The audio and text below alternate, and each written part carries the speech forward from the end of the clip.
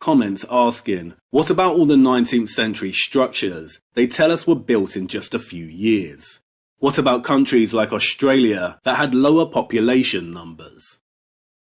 I started volume 1 of LHFE with the premise that electric power tools were not invented until 1895, and this meant that much of the architecture we see in the 19th century photographs was a great impossibility. But it's not correct. A year and a half later, I've done more research, both in archives and out and about, looking closely at these structures. It started with Liverpool Cathedral, but it didn't stop there. And what I will show you now should provide a lot of clarity as to what's going on with these structures that were put up very quickly in the 19th century. This is a 19th century pumping station. On the outside, it's a nice building, but on the inside, it's a powerhouse. And now and then they open to the public so you can look at how it was all done back then. They don't use anything but the technology of the time. It's all run off coal, water and steam. Steam technology is very powerful. For the last year I've been going around looking at as many structures as possible, including the 19th century ones, and I realised something. We've spoken about how, with stone worked the traditional way, you can see traces of the chisel marks on the stone. The inconsistent strokes show that it was carved and finished by hand.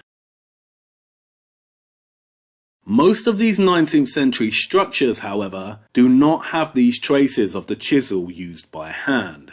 This is St Margaret's Church in Wales. It was constructed in 1860 and took 4 years from start to finish. Look closer at the masonry. Can you see it? Consistent, uniform markings. These are not the same markings we see on hand-carved stonemasonry. These are the markings of machine-cut and finished stone. So I needed to know, what machines? And this took me a while to find. Wikipedia was useless, but once I started looking in archives, I realised that there are so many old catalogues, journals, and accounts of the machinery they used. There are hundreds of pages detailing these machines. You can find old advertisements, patent details, and even photographs of abandoned machines.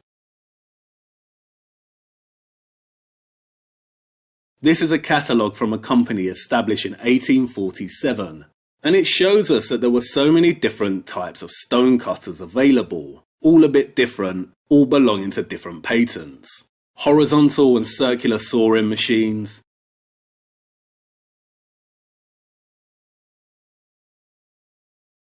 marble and stone sawing frames, stone dressing machines,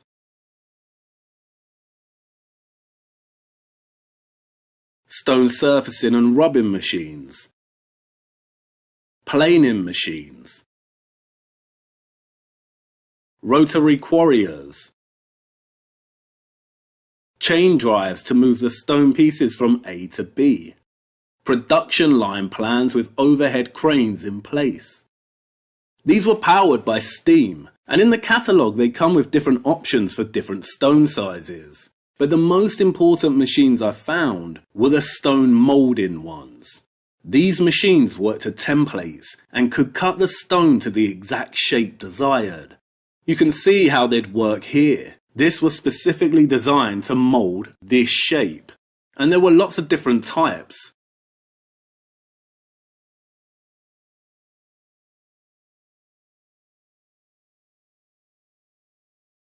This is why there are no inconsistencies and little mistakes in the 19th century structures that were built in just a couple of years.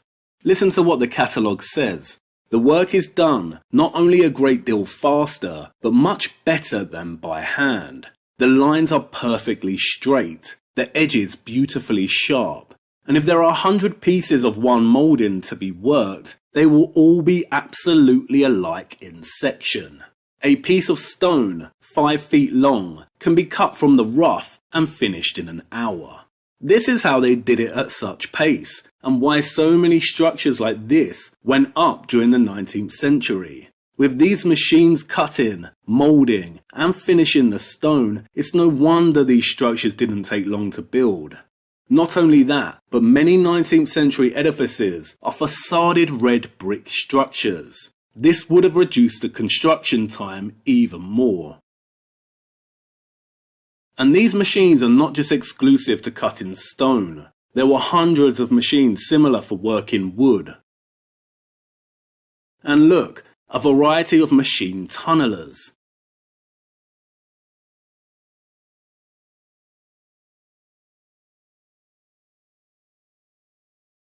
This is what these tunnelers were able to achieve.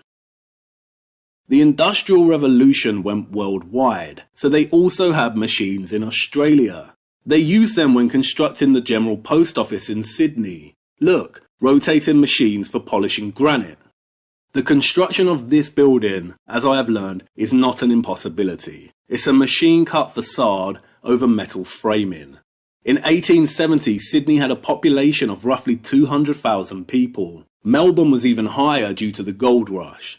This is not just a handful of convicts, but more than enough population-wise to have a decent workforce to build these structures, especially with the aid of machine cutters. And I'm almost certain that Australia has a lot of hidden and corrupted history. I'm not saying it doesn't, and that we shouldn't be investigating it. My point is that I was naive to think that just because the Victorians rode around in horse and cart and did not have electric power tools, that they didn't build these structures.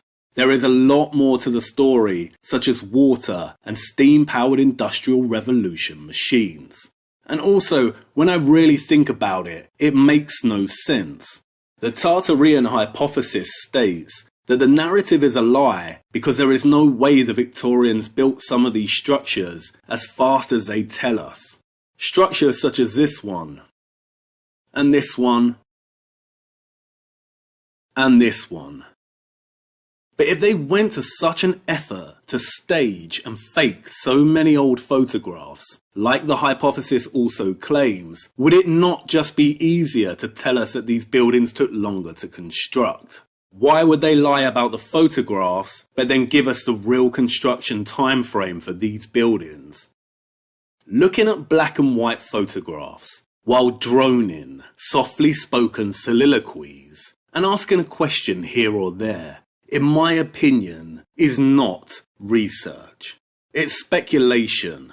And formulating a hypothesis from speculation without proper research means there is a risk of arguing from incredulity. And I know, because I've done it. I don't think these structures were impossible for the Victorians anymore. It's all in the archives, and the stone itself is not lying. And it took me a long time to find these documents. It's not like the details about stone cutting machines are shoved down our throats. They've fallen into obscurity. But this information does exist, and these documents corroborate with what I'm seeing with the stone itself. They didn't have electric power tools, but powerful Industrial Revolution machines, running on water or steam, that meant they could build these structures in just a couple of years. And that's good, because for me it's another mystery solved, and I can focus on looking into other areas of hidden history and stop wasting my time. Oh, and by the way, I also underestimated horsepower. Horses can pull very heavy loads, as I've come to learn, and some communities actually used to use horses to move home. And funnily enough, they still do it today.